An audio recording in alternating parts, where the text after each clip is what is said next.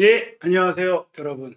오늘 정말 특별한 분을 모셨습니다. 2025년 새해를 맞아 한국 축구에서 가장 중요한 이벤트라고 할 수 있겠죠. 제55대 대한축구협회 회장 선거에 입후보하신 신문선 후보자를 모시고 지난해 또 한국 축구를 돌아보면서 새해 한국 축구가 제대로 정말 올바르게 나아가기 위한 길에 대한 이야기를 좀 들어보도록 하겠습니다. 오랜만에 와주셨어요. 네, 감사합니다. 예. 요즘 뭐 선거운동도 그렇고 또 선거가 며칠 앞으로 다가왔기 때문에 바쁘실 것 같은데 좀 어떻게 보내셨어요? 하루에 뭐 한 두세 시간 자국 강행군을 계속하고 있죠. 연일 그 보도자료도 배포를 하고, 그리고 선거인들을 또 만나는 일정을 만들어서 지방도 갔다 오고, 그리고 후보들에게 선거인단 연락처를 이제 받았거든요. 네. 그러니까 또 전화를 해서 그분들에게 또 제 공약도 설명을 하고, 표심을 다지는 그런 활동으로 뭐 하루가 정말 뭐 어떻게 지나는지 모를 정도로 그렇게 바쁘게 삽니다. 그 요즘 뭐 공식 후보자 등록과 더불어 이제 선거 포스터도 만드셨고 기호 네. 2번이잖아요. 네, 이렇게 그렇죠. 좀 제대로 준비했다라는 느낌이 드는 후보자가 이제 신문선 후보님밖에 안 계신 것 같아요. 다른 후보자들 분들이 약간 이런 선거운동이라든지 공약 소개라든지 이런 움직임들이 좀 잘 보이지 않는 것 같습니다. 그렇죠. 제일 중요한 거는 이번 선거를 통해서 대한민국 축구의 행정적인 이제 수장을 뽑는 거 아니겠습니까?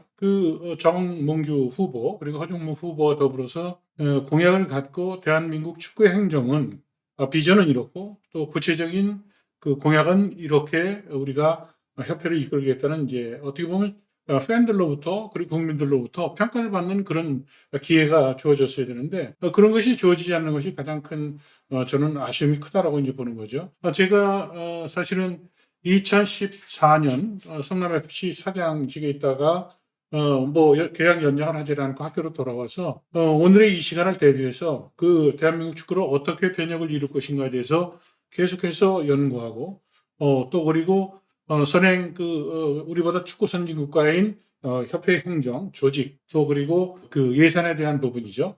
재정 부분에 대해서 어떻게 하고 있는지에 대해서 심층적으로 이제 분석을 했거든요. 이제 그런 부분을 갖고 이번 선거에 임하면서 구체적인 실행 계획에 따라서 공약을 발표했는데 정몽규 회장 그 후보죠. 정몽규 후보의 그 공약이라면 저는 뭐 한 몇 시간이면 만들 수 있는 공약이에요. 그러니까 이건 국민들을 뭐 기반하는 것이 아닌가 이런 생각이 들고요. 그리고 2차 기자회견을 통해서 자신의 공약을 발표할 때 남이 써진 공약이니까 그것을 제대로 숙지하지 못해서 기자들이 질문하는데도 불구하고 그 질문의 맥락도 이해를 하지 못할 뿐더러 공약에 대한 것도 자신이 설명을 하지 못하는 그런 천국을 보면서 질문을 이번에 바뀌어야 되겠다.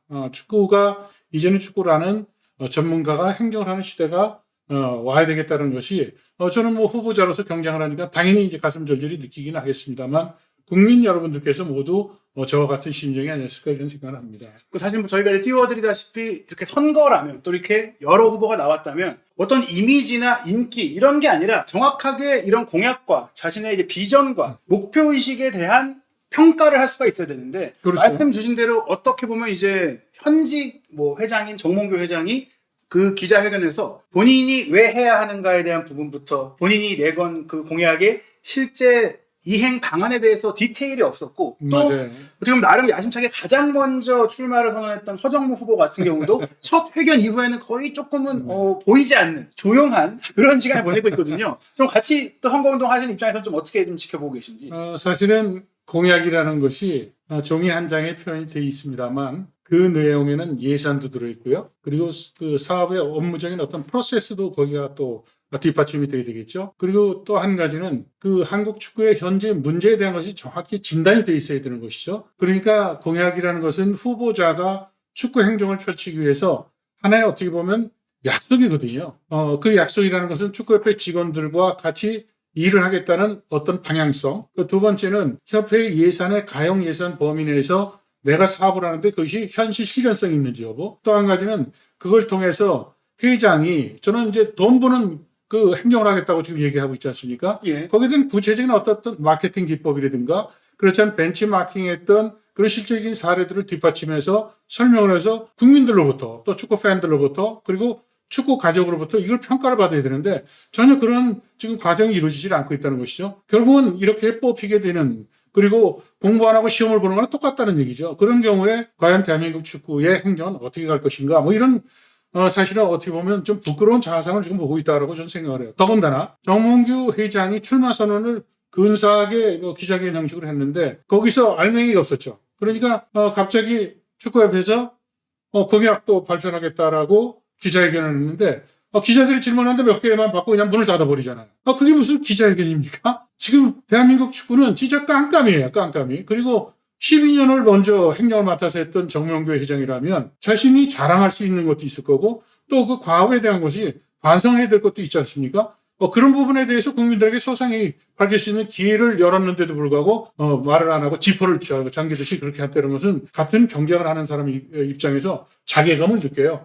이런 사람하고 어떻게 경쟁을 해야 될까? 이런 사람이 대한민국 축구를 12년간 이끌었으니까 지금 대한민국 축구는 이렇게 침체되고 제가 누차 그 얘기를 했습니다만 대한축구협회의 이미지 그러면 축구 상품을 불량품을 생산하는 공장으로 인식이 돼 있어요. 그리고 불량 상품, 축구 상품을 만드는 공장의 공장장은 누굽니까? 정몽규 아니겠어요? 그런데도 불구하고 자기는 반성도 하지 않고 또 제가 제안했던 3자 토론에 나오겠다고 약속까지 했잖아요. 2차 기자회견에서.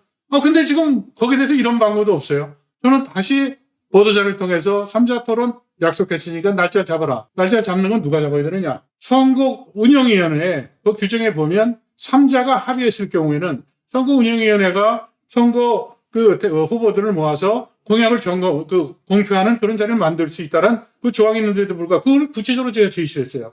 왜 구체적으로 제시할 수 있었느냐? 저는 올해도 루지연맹의 회장을 뽑는 선거운영위원회 회장이었고 4년 전에도 루지연맹의 선거운영위원회 위원장이었어요. 그러니까 지금 선거를 어떻게 치러야 되는지 절차는 어떻게 해야 되는지 제가 워낙에 지금 꿰뚫고 있거든요. 이거는 정몽규 회장이 정말 국민을 기만한 겁니다. 사실 이제 선거 날짜까지 얼마 남지 않다 보니까 네. 현실적으로 그 선거날 전까지 3자 토론회가 이루어지기는 어려운 거 아니겠습니까? 저도 그렇게 생각해요. 그거는 공약이 이제 제가 충실하고 구체적인 내용. 저는 예산보다 앞서 얘기했지만 어떻게 이것을 그 공약을 실현을 옮기느냐는 프로세스까지 다 그것을 제시를 하고 있거든요. 근데 정몽규 회장 입장에서는 제 공약을 카피한 게 어떻게 보면 컨닝한 게 하나 있는 것 같아. 네. 심판비를 현실화시키겠다. 제가 공약사항 중에서 심판 연맹을 독립시켜서 네. 만들겠다고 제가 공약을 했거든요. 그러니까 구차하게 심판비를 갑자기 해주겠다는 거예요. 자, 참고적으로 지금 한전TV를 보고 계신 지금 시청자에게 제가 말씀을 드릴게요. 정몽규 회장 집행부 12년 동안 심판비를 단일원도 올리질 않았습니다. 정몽규 회장은 2016년부터 3년여 동안 AFC 심판위원장에 있었어요. AFC 아시아 축구연맹 심판위원장이라면 막강한 힘을 가져요. 그럼에도 불구하고 대한민국 심판은 월드컵을 포함해서 각종 국제대회에 한 팀도 한 사람도 나가지를 못했어요. AFC 지인들이 많아요. 친구들이 저에게 전화하면 미스터 정, 정몽규 훌 훌, 그렇게 저랑 섞이는 얘기를 해요. 그런데 갑자기 지난번 출마 선언회 때 없던 얘기를 그 한 장, 몇 장을 적어서 심판들의 심판비를 올려주겠다. 이걸 어떻게 해석해야 될까요? 이게 공약입니까? 정말 이게 말이나 되는 거예요? 이것은 국민을 제가 볼 때는 기만한다는 거예요. 그러한 무능과 그 전문적인 식견이 없는 것이 대한민국 축구를 이렇게 혼란 속에 빠뜨린 그 책임에서 저는 자유스럽지 못하고 정말로 강도롭게 비판을 합니다. 오랫동안 이런 한국 축구의 행정 상황을 또 연구실에서 지켜보시면서 준비를 했겠지만 아마도 지난 1년, 2024년에 그야말로 이 협회 행정 무능이 대표팀의 성적으로 직결됐던 결정적인 한 해였던 것 같아요. 우선 저희가 지난 한 해를 돌아보면서 먼저 또 말씀드리고 싶고 짚고 넘어가고 싶은 부분이 아시안컵이었습니다. 그렇죠. 물론 아시안컵 우승이라는 게 우리가 반세기 가까이 우승을 못했기 때문에 쉬운 미션은 아니지만 주장인 손흥민 선수를 포함해 정말 이강인 선수나 김민재 선수뿐만 아니라 우리 대표팀의 면면이 어찌 보면 역대 최고 수준이었다고 볼 수 있는데 이 대표팀의 전술적인 면, 행정 지원적인 측면, 그리고 내부 선수단 관리 측면까지 대표팀은 선수들이 발전한 거에 비해서 운영이 최악이 아니었느냐. 그게 우승 실패의 원인이 아니겠느냐. 즉 손흥민이라는 정말 역사적 선수를 우리가 무능한 협회로 인해 낭비한 게 아니냐. 이런 얘기들이 많았거든요. 좀 어떻게 그 당시에 아시안컵 보셨는지. 그건 적극적으로 지금 우리 한영 기자가 얘기하는 걸 동의하죠. 축구장에 11명이 뜁니다. 그 11명이 뛰는데 그 11명의 경기력을 극대화시키기 위해서는 행정적으로 선수 선발, 선수들의 이동, 그리고 비행 시간, 또 시차에서 오는 부분을 전부 감안해서 컨디션의 피크 포인트, 최정상에 있는 컨디션의 피크 포인트를 어떻게 할 것인가에 대한 행정적인 방법론적인 준비가 돼 있어야 되는 거예요. 근데 그 방법론적 준비에서 한국 대표팀은 파주 NFC가 어떻게 됐어요? 뭐 지금 뭐 열지 않고 그렇죠. 열질 않았죠. 예. 그럼 호텔 가서 연습을 해. 그리고 또 그 아시안컵에 또 가기 전에 크린스만을 선임했을 때 그 정보나 그리고 그 감독이 갖고 있는 능력이나 이런 것들이 온 세상에 있는 전문가들은 다 꿰차고 있는데 우리나라 대한민국 축구가 절차를 거치지 않고 탑다운 방식으로 정몽규 회장의 지시에 의해서 크린스만을 데리고 오지 않았어요? 아니 크린스만이 대표팀 선수들에 대한 그 경기력에 대한 평가 지수 그리고 훈련에 대한 방법 그리고 컨디션 조절 그리고 선수들의 이동에 대한 어떤 자신만의 노하우 그리고 당일날 선수들의 사이콜로지적인 어떤 컨디션 조절 그리고 선수에 대한 교체 타이밍 뭐 이런 부분들이 모두 버무려져 가지고 그것이 하나의 경기력으로 표현이 되는 거거든요. 그런 부분이 다 부실하다 보니까 결국은 아시안컵에서 실패했던 것은 선수들의 경기력이 떨어진 것, 그다음 경기력이 정상적인 상태에서 평가했던 것보다 낮게 떨어진 것은 바로 축구협회 행정의 무능, 그리고 크린스만이라는 감독의 무능이 빚은 결과예요. 그것은 바로 정몽규의 인재였다라고 저는 이렇게 집약해서 얘기를 하는 겁니다. 게다가 이제 뭐 크리스만 감독의 전술적 혹은 뭐 감독으로서의 능력의 문제도 있겠지만 대회 기간 중에 논란이 됐던 것이 뭐 많이 회자가 됐던 선수 사이의 충돌도 있었고 근데 그 충돌이 갑자기 발생한 게 아니라 대회 기간 내내 선수들 사이의 문제가 계속해서 증폭되어 올 때 감독이 뭐 외국인이니까 뭐 독일 출신 크리스만이니까 좀 자유롭게 풀어줬다라는 얘기들도 있지만 그 안에서 선수단을 지원하는 행정 파트의 인물들의 조금 비행이랄까 혹은 무능이랄까 또 그 네. 인물들의 비위랄까 네. 이런 문제 뭐 선수들의 규율이 없었다 뭐 손흥민 선수가 이런 문제들에 대해서 협회 운영팀장에게 요청을 했는데 그것이 묵살이 됐다 그런 과정 속에서 결국 그런 선수 사이에 주먹 다짐까지 벌어졌다 뭐 이런 얘기들까지 있는데 감독 선임 문제뿐 아니라 이 행정 직원들에 대한 문제도 좀 큰 것 같아요. 그렇죠. 축구협회 직원이 선수와 해서는 안 될 비행위를 한 것도 밝혀지지 않았어요. 사실은 선수들이 그 하나의 목표를 향해서 가도 힘든데, 선수들이 경기력에 집중돼야 될 여러 가지 그 컨디션들에 대한 부분들이 중구난방으로 돼 있던 것은 그러면 감독뿐만 거기 있나요? 경기, 연습, 그 시간 외에 나머지 생활에 대한 것은 대표팀도 대표팀의 구성원으로서 지켜야 될 세칙이 있어요. 대표팀 관리 규정에 보면. 그 부분 컨트롤 못한 것도 축구협회의 책임입니다. 운동량에서 이루어지는 것, 그 다음에 레스트 앤 리커버리라고 그러는데 휴식과 보충을 해서 경기를 에너지를 또 충당을 해야 될 거 아니에요. 그런 부분에 대해서 세세한 것이 안 되고 그냥 크리스만한테 그냥 맡겨놓고 그 자기 업무에 대한 어떤 롤에 대한 것이 제대로 이것이 컨트롤이 안 되다 보니까 대표팀의 모든 부분들이 전부 다 경기력이 집중이 되지 않는 이 심각한 문제가 된 거죠. 우리가 성공적인 경기를 하려면 3C를 강조를 해요. 이니셜을 따서 컨센트레이션, 컨피던스, 컨트롤, 자신감과 그리고 조절하는 거와 집중하는 부분을 얘기를 하거든요. 그래서 아시안컵에서 한국 대표팀이 이러한 부진한 경기를 했던 것은 지금 얘기했던 성공적인 경기를 하기 위해서는 이 3C에 대한 강조를 하는데 컨피던스도 최악이었고 컨센트레이션도 안 됐고 그죠? 컨트롤도 안 된 겁니다. 그러다 보니까 한국 대표팀은 갖고 있는 능력이 열이라고 그러면 이 3C가 이루어지지 않으면서 선수들은 어떻게 되면 5, 4로 떨어졌던 거예요. 그것이 경기장에 가서 집중이 안 되니까 경기가 제대로 안 되죠. 또 자신감도 그러다 보니 꼬이니까 또 안 되겠죠. 컨트롤도 안 되는 거죠, 조절이. 그러니까 선수들의 경기력은 최악의 상황으로 떨어질 수밖에 없었던 것으로 이렇게 평가할 수밖에 없었던 거예요. 사실 뭐 그 대회의 결과를 잠깐 돌아보면 조별리그에서 이미 우리에게 한 수 아래인 말레이시아와 비긴 것부터 해서 뭐 호주전, 사우디전도 거의 어떻게 보면 천운에 가까운 뭐 손흥민 선수의 개인 능력을 통한 득점이라든지 승부차기의 약간 뭐 요행이라든지 언제 떨어져도 이상할 게 없던 경기가 결국 4강 요르단전에 충격적인 패배로 이어졌는데 결국 이것은 우리가 선수들을 제대로 지원해주지 못한 문제다. 만약 회장이셨다면 사실 협회가 지원해야 될 것은 굉장히 많은 분야가 있지만 그래도 그 정점에 있는 정말 국민들이 가장 기대하는 게 대표팀인데 어떻게 이런 국제대회를 운영할 수 있는 좀 방안을 좀 마련하실지. 저는 외국 감독을 데려오면 대한민국 팀이 외국 감독의 팀이 아닙니다. 대한민국 팀이죠.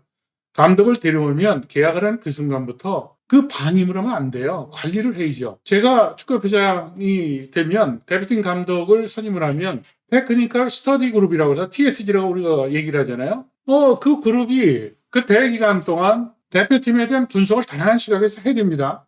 데이터 분석, 그 다음에 또 영상 분석 같은 걸 갖고 감독이 보는 견해와 다른 입장에서 그것을 서로 디스커션을 해서 대표팀에 조언도 해주고 그리고 약점에 대한 부분도 해야 되는데 시간이 지났습니다만 크린스만이 가장 그 무능의 하나의 기록으로 남겨져 있는 것은 예선전 치렀을 때 선수들이 우리가 통과를 했잖아요. 이제 토너먼트 형식으로 경기에 지났을 때는 선수들이 컨디션 사이클을 생각을 해서 선수를 교체를 해서 선수들이 경고에 대한 것도 피해갈 수 있었고 두 번째는 체력을 소모되는 부분을 줄일 수도 있었잖아요. 그런 부분이 전혀 이루어지지 않았죠. 물론 감독이 고유 권위라 하지만 경기 전에 예선 마지막 경기 때는 벌써 자 우리는 승점이 이렇게 돼서 예선을 통과한다 그러면 선수 가양에 대한 것도 사실 디스커션을 해서 어떤 선수를 어떻게 넣고 어떤 선수는 경고가 누적될 수 있고 또 어떤 선수는 지금 피로도가 있고 비행기를 타고 온 시간까지 감안했을 때는 이렇게 하는 것이 좋지 않겠냐 해서 거기서 합의된 어떤 의견을 도출하는 그런 시스템이 갖춰져야 된다는 거예요. 크리스만 뽑아놓고 대표팀 감독을 뽑는 전력강화위원회들과 실제 사실적인 어떤 이런 회의도 한 번도 없었고 대회 현장에서도 그런 것이 없었거든요. 근데 우리는 경기 결과만 보고 지금 크리스만을 욕을 합니다만 크리스만 감독이 잘못하는 부분도 물론 있지만 크리스만 감독을 관리해야 될 그 주체들은 누구였는가요? 그러니까 총체적인 난국이라는 거예요. 그래서 바로 정몽규와 탑다운 방식으로 크리스만을 일방적으로 했고 그러다 보니까 전력강화위원회들과 회의도 한번 제대로 하지도 않았고 그리고 거기에 감독은 무능한 감독이 마음대로 대표팀 감독을 운영하다 보니까 대표팀 감독은 집중력이 떨어지는 그런 현실이 됐던 것이죠. 제가 회장이 됐다 그러면 중요한 경기를 가게 되면 대표팀 감독 코칭 스태프뿐이 아니라 예를 하나 들을게요. 브라질 대표팀이 미국 월드컵 때 왔는데 자갈로라는 60년대 브라질 대표팀이 아주 세계적인 스타였었죠. 네. 자갈로 감독이 슈퍼바이저라고 해서 고문 자격으로 벤치에 앉아요. 한번 브라질 경기 때 보시면 감독 코치뿐이 아니라 거기 자문정을 하는 슈퍼바이저가 앉아서 경기 중에 일어난 상황에서 코칭 스텝이 디스커션 합니다만 노련한 슈퍼바이저가 야 이거 의견을 개진해요. 그래서 코칭 스텝이 이렇게 많은 겁니다. 또 경기가 끝나잖아요. 대회 끝나잖아요.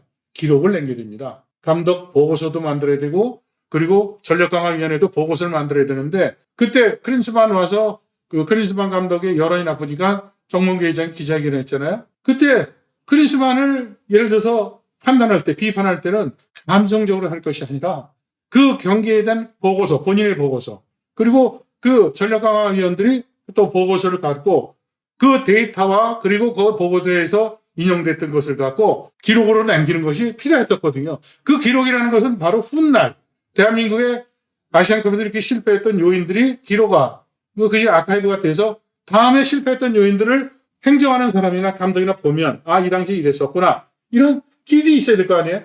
근데 그 비판과 그 비난에서 자연스러워지려고 하니까 정몽규 회장은 전면에 나서 사과를 하고 이런 과정들을 전혀 만들지 않고 그냥 내쫓아버린 거죠. 그리고 나서 그 위약금을 얼마 줬는지 얘기도 안 하잖아요. 그래서 이 부분에 대해서 제가 회장이 되면 위약금에 대해서 바로 국민들에게 공개를 하는 것이 바로 그런 이유입니다. 그것은 본인이 전력강화위원회는 시스템을 거치지 않고 했다고 그러면 거기에 대한 책임은 왜 대한축구협회 예산이 정몽규 개인 예산입니까? 그거 얼마 줬는지 그거에 대한 책임의 범위에서 전 정몽규 회장이 자유스럽지는 않다고 생각해요. 네. 국민의 이름으로 왜? 대한축구협회 주주는 국민입니다. 2023년도에 대한축구협회 전체 매출 끝자리를 띄워버리겠습니다. 1200억 정도의 영업수익이 발생됐는데 거기에 41.7%가 정부의 기금이 들어왔어요. 토토 기금. 그리고 천안축구센터 들어가는 공사비가 거기 들어와서 예년보다는 그 정부 기금이 많이 들어왔거든요. 41.7%를 부담한 국민들이 세금이 투입됐기 때문에 축구협회는 정몽규 개인 회사가 아니라 대한축구협회 주주는 바로 국민들이거든요. 국민들이 그렇게 지금 화가 나고 자신들이 내 세금이 투입됐는데도 불구하고 정당에 쓰여지지 않은 그리고 위약금으로 그 비용이 집행이 됐다고 그러면 당연히 정몽규 회장 입장에서는 그 예산에 대해서 자신의 과오에 의해서 발생된 것은 어떻게 하겠다라는 그런 자기의 약속이 이루어져야 되고 그 당시에 저희가 사과 성명 발표할 때도 마치 살짝 그거에선 자기가 책임지겠다는 뉘앙스로 그냥 이렇게 애들러서 했는데 그것이 위약금이 얼마가 집행됐는지 실제로 집행이 됐는지 거기에 대한 얘기도 아무것도 없잖아요. 네. 그러니까 대한민국 축구는 아무런 그런 일련을 지냈다라고 저는 이렇게 비판을 합니다. 네. 그렇기 때문에 더더욱 사실 뭐 손흥민 선수의 어떻게 보면 마지막 월드컵이자 마지막 아시안컵을 앞두고 있는 상황에 또 이런 실책이 뭐 같은 뭐 체제로 운영이 된다면 반복될 수밖에 없다라고 좀 생각하는 걱정들이 많은 것 같고요. 또 사실 뭐 이 아시안컵만 만약에 성적이 안 좋았다. 왜냐면 그 전에 뭐 아시안 게임 우승도 많이 했고 뭐 월드컵 16강도 원정에 카타르에서 갔기 때문에 클린스만 혼자 문제가 아니라고 생각할 수 있겠지만 결정적으로 이 이후에 파리 올림픽 본선 진출 실패. 이 정도 충격이면은 보통 다른 나라 협회 같은 경우는 이것만으로도 뭐 회장이나 운영진 총사퇴라든지 뭐 그런 정도로 책임을 질 사안인 것 같은데 연달아 뭐 이런 참사가 나온 이유 뭐 역시 협회의 뭐 같은 문제점이겠죠. 올림픽 팀 구성할 때 그 감독이 설왕설래했잖아요. 예. 그 당시에 겸직이라는 얘기가 나올 때 절대 안 된다. 그런데 겸직을 시켰어요. 그러니까 올림픽에 대한 집중을 하지 못했죠. 축구를 아는 사람들은 모두 걱정을 했어요. 안 된다고 그랬어요. 저는 안 된다고 그랬어요. 그런데도 불구하고 정국회 회장이 선택했던 거 아닙니까? 그래가지고 실패하고 나서 제가 YTN 라디오에 출연해서 거기에 대해서 강도 높게 비판을 했는데 그게 50만 넘게 본 거예요. 국민들이 제가 얘기했던 분노의 목소리에 거기 절대적으로 동의를 했던 거죠. 그것도 인재죠. 지금 대한축구협회 2024년에 있었던 대형 사건에는 중심에는 물론 감독이 있지만 지금 황선홍 감독의 책임보다도 그런 상황을 만든 그 결정적인 사람이 누구냐 이거예요. 그래서 제가 목소리를 높여서 이제는 축구를 아는 사람이 행정을 해야 된다. 자, 하나의 사례를 또 듣게요. 일본의 그 축구협회를 이끌고 있는 회장이 아시안컵에서 실패를 했습니다. 일본도 우승을 못했잖아요. 예.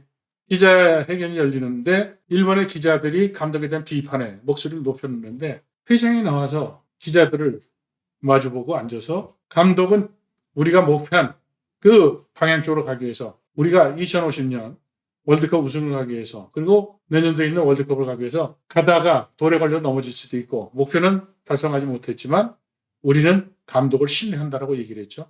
그것이 대표팀 비판수가 녹아졌거든요. 우리는 제가 밤한개라고 별명을 줬는데 지금 뭐 힘든 일이 있으면 갑자기 밤한개처럼 쑥 없어졌다가 갑자기 어디 있다가 시상식에 나타나가지고 그 왜 이런 밤한개 회장이 우리 대한민국 축구에는 지금 행정을 맡아야 될까요? 이렇게 대표팀 얘기를 드렸지만 올해 2025년에도 굉장히 중요한 뭐 국제대회들이 있고 또 세계 축구는 점차 더 시장이 커지고 있습니다. 뭐 미국을 중심으로 정말 중요한 대회가 열리는데요. 올해 여름에는 32개 팀 참가로 확대 개편된 클럽 월드컵이 처음으로 열리고 또 내년 여름에 있을 이제 월드컵 본선 최종 예선이 진행이 이제 되거든요. 뭐 진행이 되고 있죠. 이 과정에 뭐 우리의 울산 HD가 클럽 월드컵에 나가기도 하고 또 우리 대표팀이 월드컵 본선을 준비하는 과정인데 저는 개인적으로 뭐 예전보다 좀 이런 분위기나 기대감이나 뭐 이런 것들이 많이 다운되지 않았을까. 세계 축구계의 그 시장은 커지고 있는데 우리의 축구에 대한 관심 그리고 기대감 수준 이런 것들은 오히려 다른 아시아 국가나 다른 아시아 클럽들보다 미진하지 않은가 뭐 이런 느낌이 듭니다. 결국에는 이런 부분들이 뭐 K리그나 우리 국내 축구 인프라나 그 수많은 부분들에 대한 발전이 오히려 지난 몇 년간 이루어지지 못한 결과가 아닌가 싶은데요. 이 상황에 대해서 이제 새해 1월이 됐고 새로 회장이 바뀌는 상황 속에서 본인이 좀 이런 클럽 월드컵이나 이런 부분들을 우리가 한국 축구의 발전과 함께 활용하기 위한 그런 좀 아이디어도 있으신지. 그럼요. 지금 이제 클럽 월드컵이 그 성격의 세계적인 클럽들이 이제 참가를 하는데 이제 한국 클럽도 또 출전하잖아요. 사실은 월드컵보다 유럽의 챔피언스 리그 이런 것이 각광을 받는 건 뭐냐면 월드컵은 한 달 정도 이렇게 그 각 국가마다 좀 다소의 차이가 있습니다만 발을 맞출 수 있는 시간이 짧잖아요. 네. 근데 클럽 월드컵이라는 것은 자신들의 축구 철학, 그 다음에 구단이 갖고 있는 그 또 이미지, 이런 것을 계속해서, 지금 한번 보세요. 바르셀로나, 레알 마드리드, 또 바이에른 뮌헨, 이런 팀들은 20년 전, 30년 전과 비교해도 팀의 칼라는 거의 같잖아요. 네. 그죠? 그 팀이 갖고 있는 그 추구하고자 하는 축구의 그 스타일이에요. 클럽 월드컵이라는 것은 그 한 나라에 대표하는 국가대표팀 성격의 챔피언이 출전을 해서 거기서 기량을 겨루는 것은 바로 세계 시장과 한국 축구에 대한 리그에 대한 수준을 평가할 수 있는 아주 좋은 기회란 말이에요. 자, 제가 지금 아이디어를 얘기를 했는데 이번에 제가 회장으로 출마하면서 K리그를 K1이 12개 있던 걸 14개, 16개 팀으로 늘리겠다. 그것은 지금 한국의 프로축구연맹이 재정 건전성이라는 기조 속에서 연봉을 공개했고 그리고 U22세 룰이라는 것을 만들어서 어린 선수들이 출전하면 그 숫자만큼 교체 TO를 늘려줬고, 그러므로 인해서 한국 대표팀의 능력 있는 선수들을 미리 경기력을 축적하고 그다음에 경험을 늘려주겠다는 행정을 하는 것이 과연 세계 클럽 축구를 통해서 프로화되어 있는 시장에서의 추구하고자 하는 것과 이것이 부합하는가 우선 생각을 해야 되겠죠. 결국은 재정 건전성이라는 것 때문에 연봉을 공개해가지고 생긴 현상은 뭡니까? 수원 삼성이 지금 2부 리그에 가서 지금 어려움을 겪고 있잖아요. 왜 그러냐? 시도민 구단보다 예산을 많이 쓰는데 니네 왜 성적을 이거밖에 못 내냐? 그러니까 당연히 구단에서는 위축이 될 수밖에 없잖아요. 이제 이러한 현상들, 그리고 풍선 효과라고 저는 얘기를 하는데 승리수당도 또 강제로 연맹에서 규제를 했어요. 1부 리그는 얼마 줘라, 2부 리그는 얼마 줘라. 그러니까 선수들이 총 수입을 기대했던 입장에서 보면 승리수당에 대한 배팅도 없고 그러니까 그 수입이 떨어지니까 연봉 계약 때 저희가 총액 계정 손실을 보니까 더 달라고 하고 구단은 골치가 더 아파지고 지출은 더 늘었어요. 그런 현상들이 프로축구의 전체적인 경기력에 대한 질이 떨어지는 겁니다. 그리고 조건을 달아서 우리가 재정 건전성을 얘기하다 보니까 시장 팽창에 대한 이런 것들을 하진 않아서 프로축구는 어떻게 보냐면 지금 12개국들에 지금 우리가 갇혀 있는 거예요. 그래서 일본은 우리보다 10년 늦게 프로 리그를 출범시켰는데 1부도 20개 팀, 2부도 20개 팀, 3부도 20개 팀입니다. 한 기자 우리나라 K리그 우승 상금이 얼마야? 5억이잖아요. 예. 몇 년 전에 5억입니까? 여자 프로 상금 8천만 원 이렇게 갖다가 지금 10억, 20억이 넘어갔는데 그러면 프로라는 것이 결국은 돈을 매개로 해서 거기 경기력을 더 향상시키고 수준 높은 축구를 하는 거거든요. 그래서 클럽 월드컵 대회라는 것은 한국 대표팀이 재정 건전성으로 묶인 이런 기조 속에서 한국 축구를 끌고 왔던 것이 결국은 이번 대회를 통해서 한국 축구의 수준을 우리가 볼 수 있을 거예요. 축구는 제가 늘 얘기를 합니다만 이미지를 파는 비즈니스입니다. 배를 만드는 조선업이 아니에요. 배를 만드는. 지금 권호갑 총재가 축구협회 회장은 70세로 제안했는데 왜 프로축구연맹은 51년생 몇 살입니까? 그렇게 하나요? 그 사람이 총재가 있는 회사는 배를 만드는 회사 아닌가요? 그러니까 지금 마케팅이나 모든 것이 재정 건전성만 따지고 있는 거예요. 며칠 전에 제가 광주FC의 대표이사를 뵀더니 광주FC가 지금 재정 건전성에 심각한 문제가 있다고 연일 보도가 터지고 그러잖아요. 부채가 많다는 거예요. 경영에 ABC도 모르는 거죠. 부채는 자산입니다. 그 광주FC가 2등을 하지 않았어요. 그럼 2등을 할 때 어떻게 됐어요? 선수 영입하는데 돈이 많이 들어갔죠. 그렇게 해서 광주FC는 관중 늘었죠. 하나 재밌는 얘기 해줄까요? 광주 젊은이들이 ACL에 나가면서 처음 여권을 만들었다는 겁니다. 그러면서 젊은이들이 자기가 축구를 통해서 광주 시민대에서 가서 서포터 역할을 하고 그 가슴 벅찬 것을 느끼면서 그 비용은 돈으로 환산할 수 있는 건가요? 그리고 또 한 가지 묻죠. 시민구단이 저도 성남시민축구단의 사장을 했지만 시민구단이 예산이 펑크 나가지고 봉급을 못 준 적이 있어요? 브라질의 일부 리그는 연봉을 지급이 늦어가지고 문제가 생기는데 시 재정에서 문제가 생기면 시의회를 통해서 예산을 확보해서 주잖아요. 우리나라의 특수적인 그런 시도민구단의 구조입니다.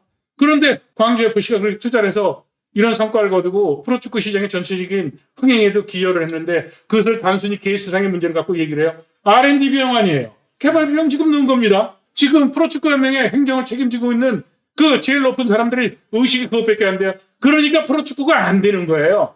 그래서 제가 회장 출마하면서 12개를 14개를 하고 우리가 경기가 나쁘면 왜 건설 경기를 얘기합니까? 아파트를 짓고 그리고 개발을 하게 되면 거기에 관련된 산업들이 돈이 돌잖아요. 프로축구도 그렇게 바꾸자는 겁니다. 그래서 제 공약의 가장 중요한 아젠다 중에서 가장 탑에 있는 것이 바로 프로리그를 14개, 16개를 늘리자는 거예요.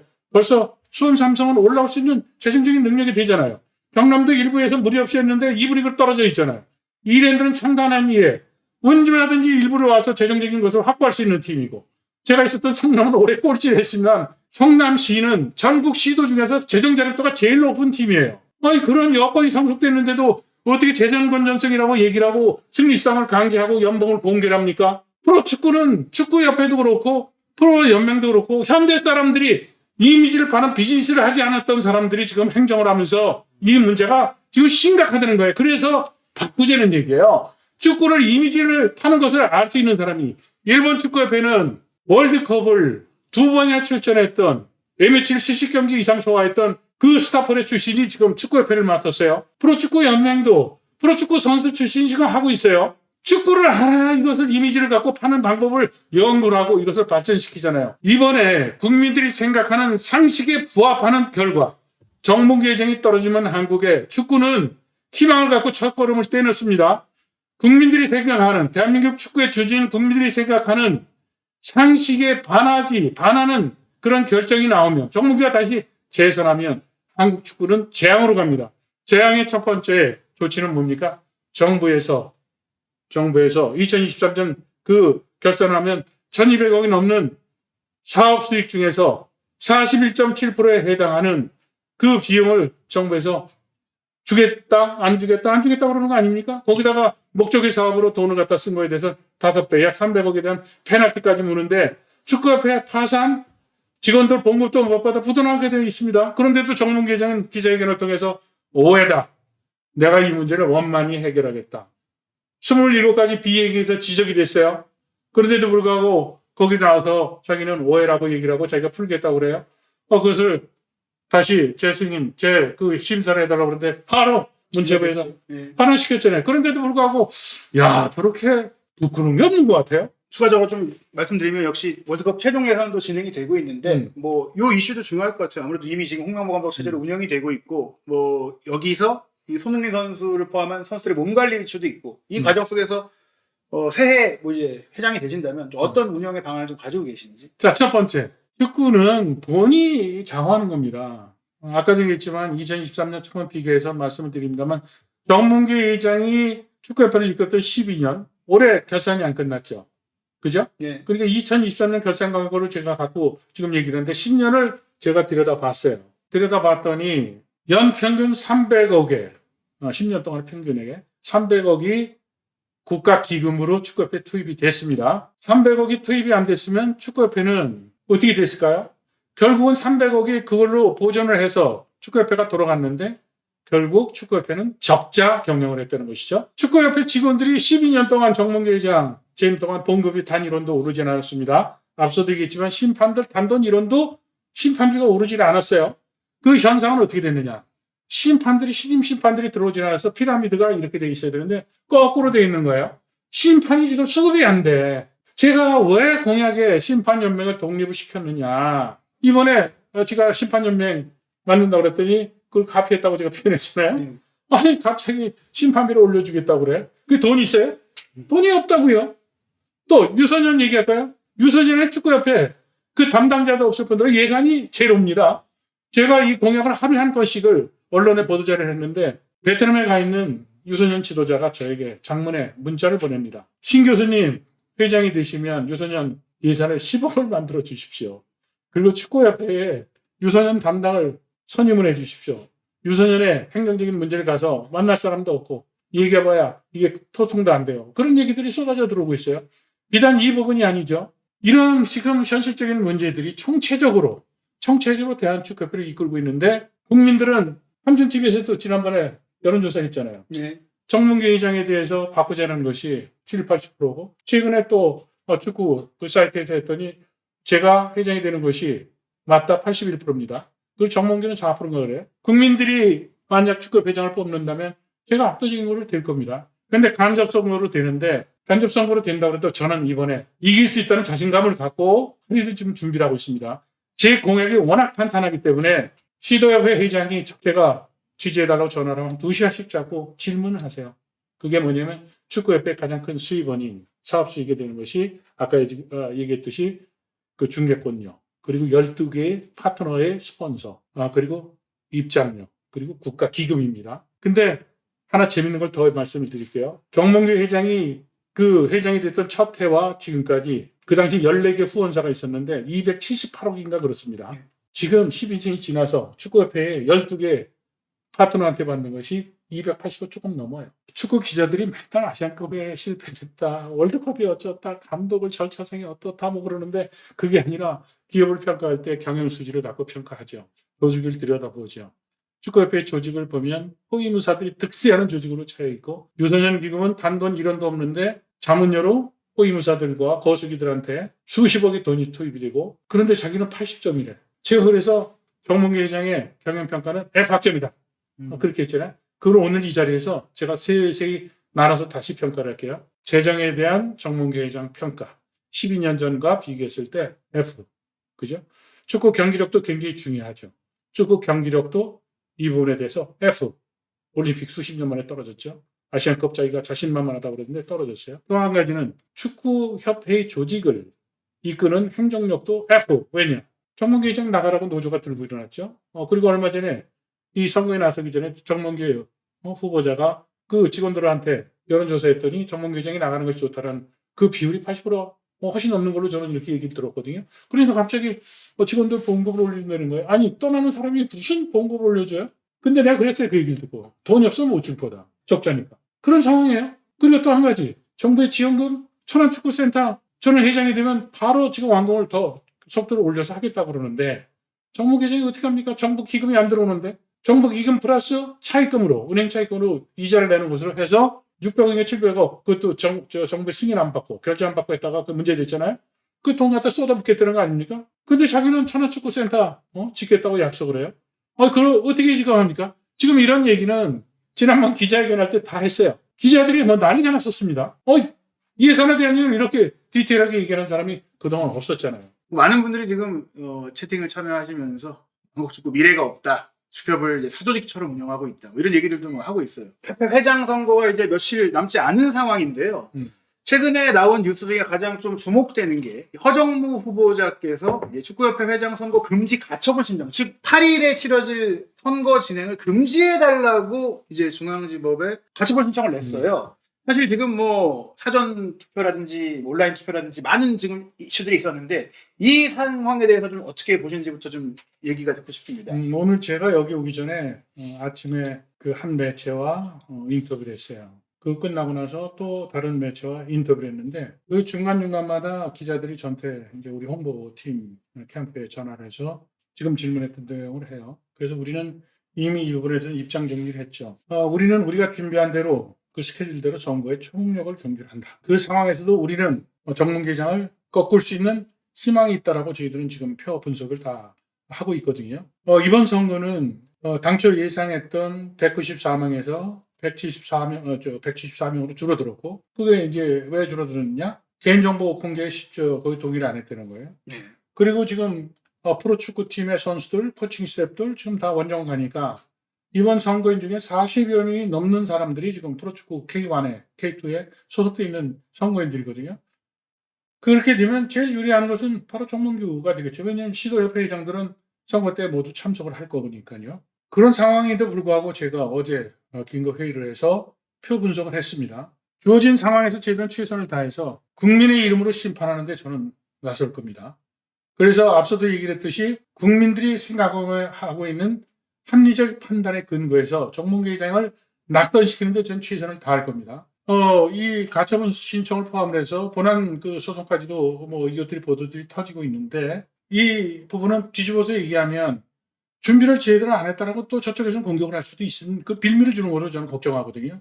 일단은 8일날 정해진 상황에서 저는 투표를 할 거고 그리고 제가 선거인들한테 이것도 또 선거 앞두고 잘못하면 정보가 새 나갈 수 있으니까 구체적으로 얘기를 안 하겠습니다만은 저는 제가 직접 지금 다 컨택을 하고 있어요. 도와달라고 그러고 제 공약을 설명을 하고 어떤 때는 2시간 이상 한 사람과 통화를 합니다. 질문이 있으면. 지금 얘기했던 그냥 저는 자료 안 보고 다 얘기하잖아요. 그 제가 공약을 몇 년을 통해서 제가 걸러가지고 지금 발표를 했고 또 개수에 대한 것도 제가 다 그대로 얘기를 하잖아요. 정부부 쪽에서 볼 때는 자기네들이 유리한 표라는 쪽에서 제가 표를 상당 부분 많이 지금 제 주머니에 담고 있어요.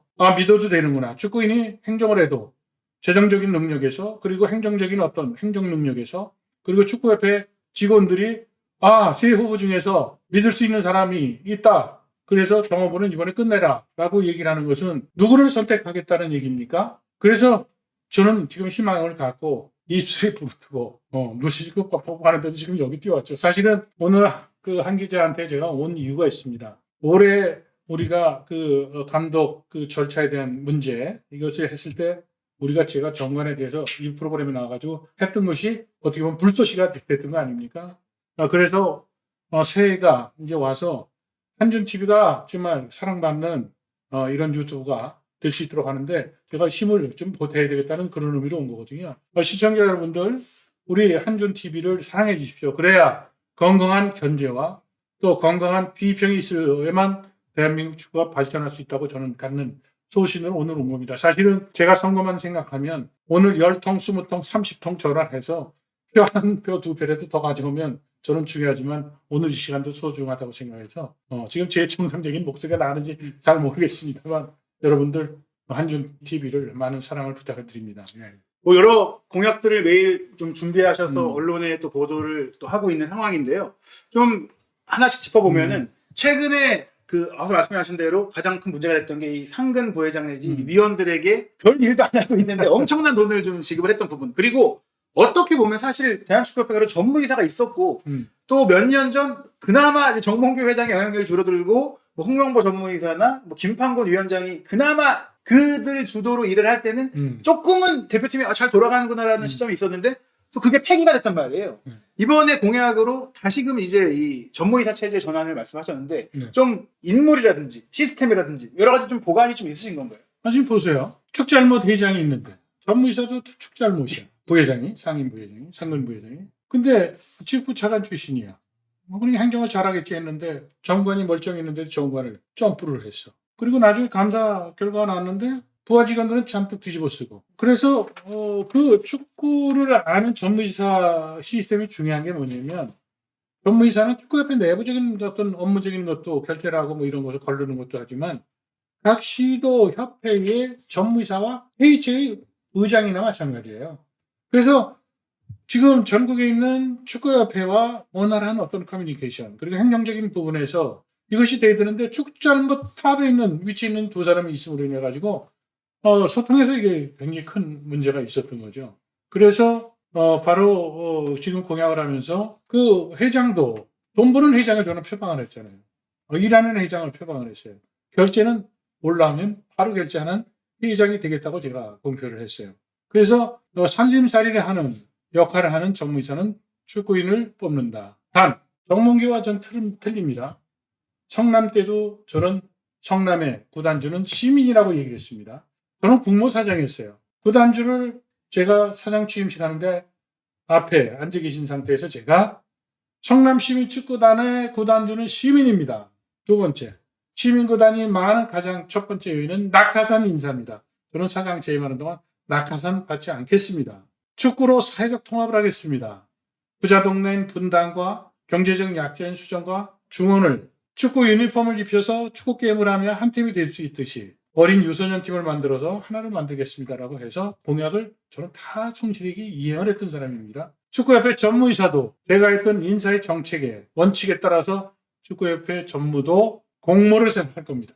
저는 누구한테도 축구판에서 빚을 진 일이 없습니다. 선수 청탁도 해본 적도 없고 그렇게 살았기 때문에 축구의 브랜드를 리뉴얼할 때 공정하고 또 시스템을 갖추고 제가 늘 즐겨 쓰는 건데 가난해도 백이 없어도 힘이 없어도 축구 대표 선수가 되는 축구판을 만들겠고 가난하고 힘이 없고 백이 없어도 국가대표팀 감독이 되는 꿈을 이루는 축구판을 만들겠다는 것이 제 축구의 지금 가슴에 가득 열려있는 열정이에요. 또 하나 조금 요새 쟁점이 되고 있는 또 과정 속에 많이 얘기가 나왔던 게 역시 축구센터 문제인 것 같은데요. 일단은 뭐 천안시에서 이제 선정이 된 이후 사실 저희도 그런 생각을 했었고 위치상으로도 그렇고 기존에 지어져 있던 파주 NFC를 활용하지 않는 것은 어찌 보면 뭐 낭비다라는 생각이 들긴 했지만 또 천안시 입장에서는 기존의 이제 회장이 약속했던 부분들에 대해 조금 뭔가 반발을 표했거든요. 네. 이런 상황은 좀 어떻게 좀 보시나요? 저는 뭐 그 부분에 대해서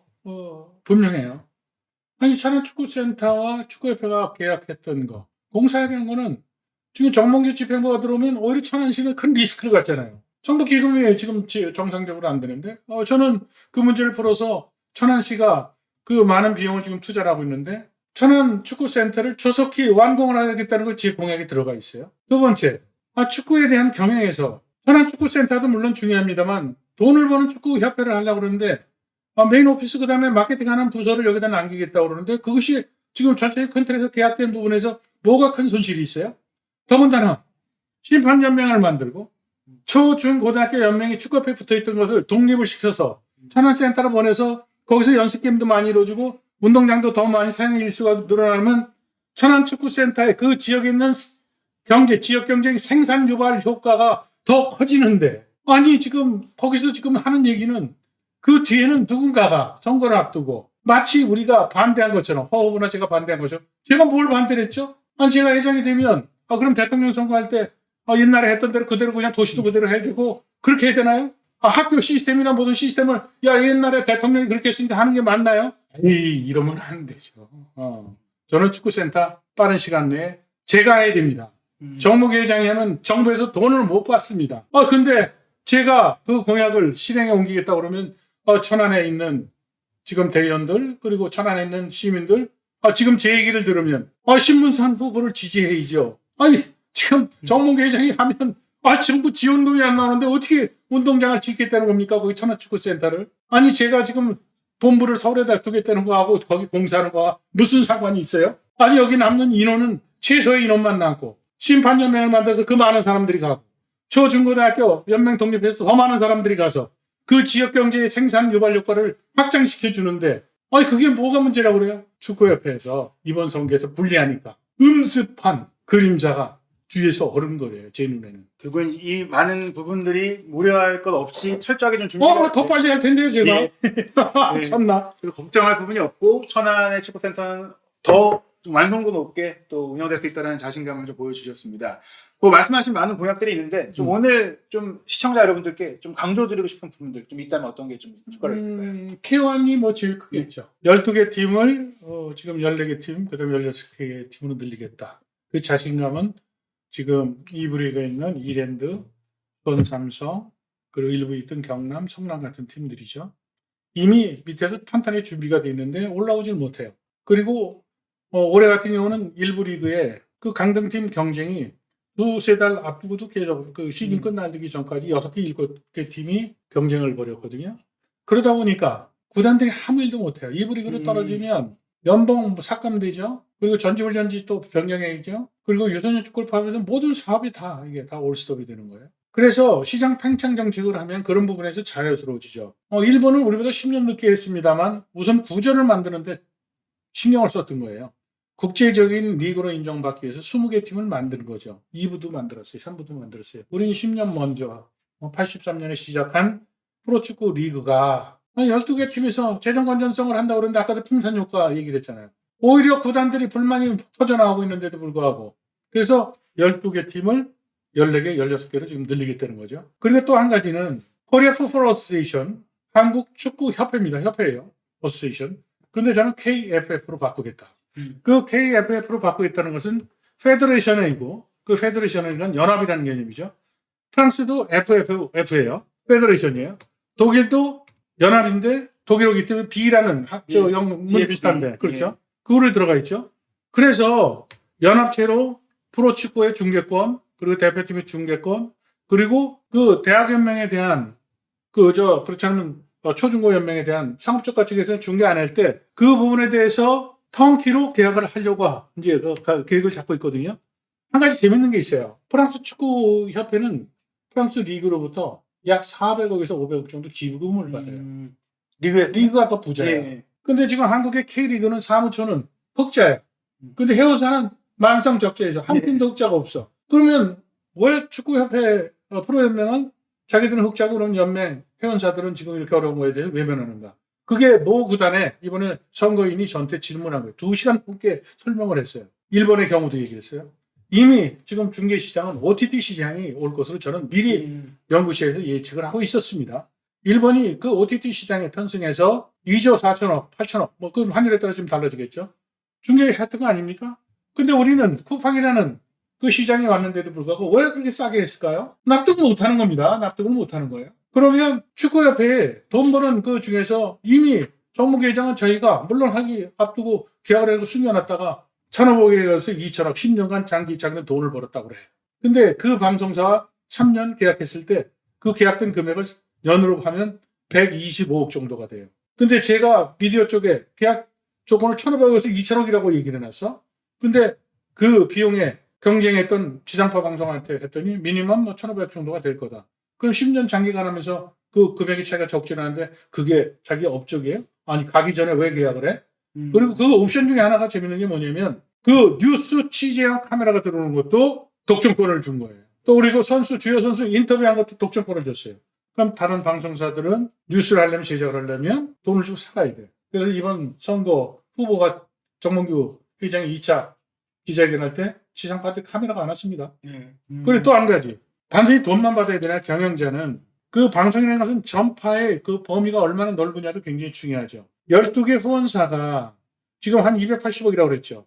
제가 들어가서 그 금액을 대폭 늘릴 텐데 그 영업의 가장 중요한 것은 뭐냐면 에버리지 커버할 수 있는 그 지역에 대한 것도 얘기를 할 수 있는 것이 영업의 가장 중요한 건데 그것을 그렇게 석 달에서 10년과 장기간을 해서 하면서 그것을 자기 치적이라고 얘기를 하는 것은 저처럼 전문가한테는 정말로 아니 인터뷰 안 하겠다는 건 똑같아.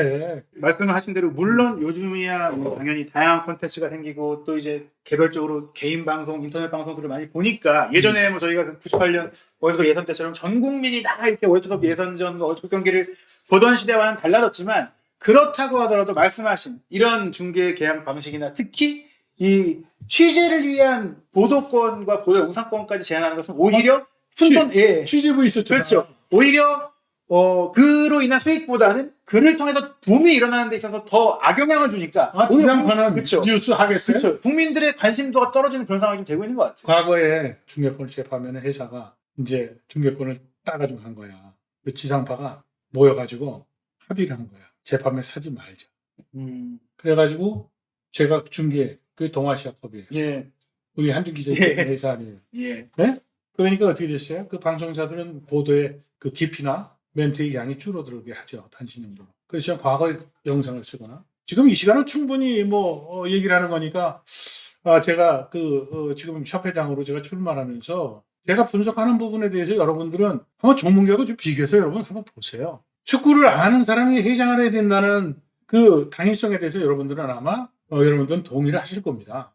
축구를 사랑하시는 국민 여러분, 또 저와 축구 동업자이신 축구 가족 여러분, 이번 선거는 대한민국 축구의 100년을 가려갈 수 있는 매우 중요한 선거입니다. 국민들이 낸 세금이 정몽규 회장 집행부 10여 년 동안 적게는 30%에서 41.7%까지 차지하는 축구협회의 영업이익으로 자리매김을 했었습니다. 대한축구협회는 무려 12년에 정몽규 집행부는 무능과 부패와 그리고 눈가림으로 그리고 호위무사와 거수기들에게 특혜를 주는 불공정하고 비상식적인 행정을 거듭했습니다. 정부에서는 27개의 비리에 대해서 시정 조치를 취하라고 권고를 했습니다. 권고는 FIFA로부터 혹시 대한민국 정부가 행정에 관여하는 것으로 비춰질까 우려를 해서 내린 결정이었습니다. 이 사실에 대해서 단 한 가지도 인정을 하지 않고 재심의를 올렸습니다만 정부는 즉각적으로 반려를 했는데도 불구하고 정몽규 회장은 후보로 출마를 하는 초유의 사태가 벌어지고 있습니다. 제가 오늘 방송 중에도 몇 차례 강조를 했지만 국민의 상식에 반하는 결과가 나오게 되면 대한민국 축구는 재앙입니다. 대한민국 축구협회의 전체 수익 예산 중에서 적게는 30%에서 많게는 40%가 넘는 막대한 예산이 정부의 지원금 형식으로 투입이 되고 있고 이 예산은 천안축구센터의 공사의 속도를 높일 소중한 그런 자산이 될 겁니다. 정몽규 회장이 된다면 천안축구센터의 공사는 중단이 될 수 있는 개연성이 높습니다. 이러한 현실적인 문제가 있음에도 불구하고 마치 제가 천안축구센터에 대해서 공사에 영향을 끼치고 또 사용에 대한 문제에 대해서 제가 반대를 하는 것처럼 흑색 선동을 하는 그 주체는 과연 누구일까요?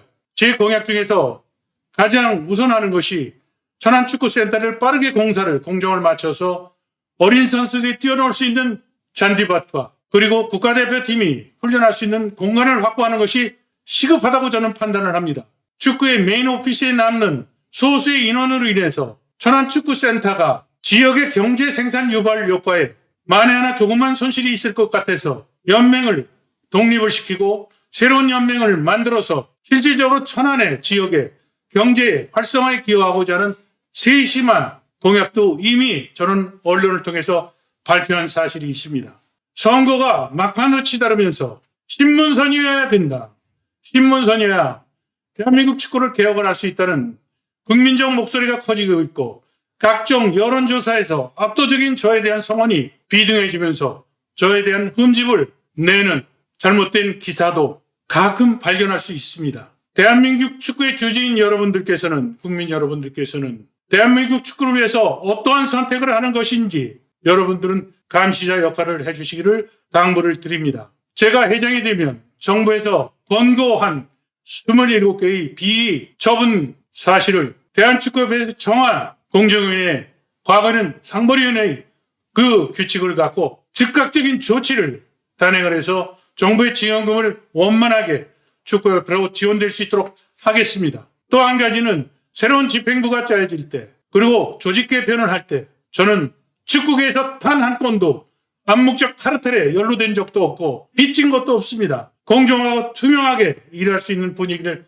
만들겠습니다. 대한축구협회 직원들은 열심히 한 성과가 있다면 그 성과에 따라서 애플보다 봉급을 더 많이 받는 직장으로 만들겠습니다. 대한민국에서 제일 우수한 인력들이 대한축구협회 신입사원으로 노크하는 회사로 만들 것을 여러분들에게 약속을 합니다. 저는 일하는 회장이고 또 결제를 빠르게 집행을 하고 그리고 돈 버는 CEO로서 축구협회의 재정적인 문제를 1,000억에서 2,000억, 3,000억, 4,000억, 5,000억을 벌어들이는 그런 CEO가 되도록 노력을 할 것입니다. 저에 대한 평가는 정몽규 회장이 10년 동안 물가 상승률을 적용하더라도 1,000억대에서 지금 제자리 걸음하고 정부 지원금이 더 많이 투입되는 마이너스 성장에 대한 것을 저는 실적으로 평가를 받겠습니다. 1년 뒤, 2년 뒤, 3년 뒤 저에 대한 평가는 CEO로서 제가 갖고 있는 그 열심히 일한 성적표를 갖고 여러분들에게 평가를 받도록 하겠습니다. 국민 여러분 그리고 또한 축구인 가족 여러분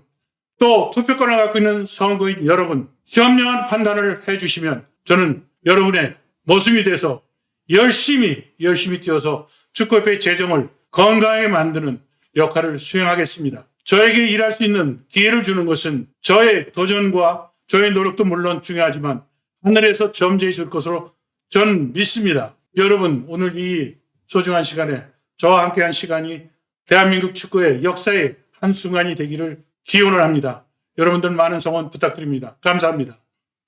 네, 정말 새해 시작과 함께 희망의 결과가 또 소식이 나올 수 있을지 1월 8일에 이제 선거가 예정되어 있습니다. 그 선거 이후 또 신문선 후보자님과 함께 이 한국 축구의 상황을 짚는 이야기 나눌 수 있길 기대합니다. 당선되면 또 나올게요. 예, 당선되면 이제 회장님과 함께 예. 보도록 하겠습니다. 오늘 함께 해주신 여러분 감사드리고요. 많은 궁금한 부분들이 있을 텐데 저희가 이제 이 라이브 이후 영상을 편집해서 또 녹화하여 공개해드릴 예정이거든요. 그 영상에 추가적으로 궁금하신 분들이 있으면 댓글로 남겨주시면 그 부분을 통해서도 다음 컨텐츠를 통해 여러분들께 답을 드리도록 하겠습니다. 함께해 주신 여러분 감사드리고 또 신문선 후보자님 또 선거 결과 이후 뵙겠습니다. 감사합니다.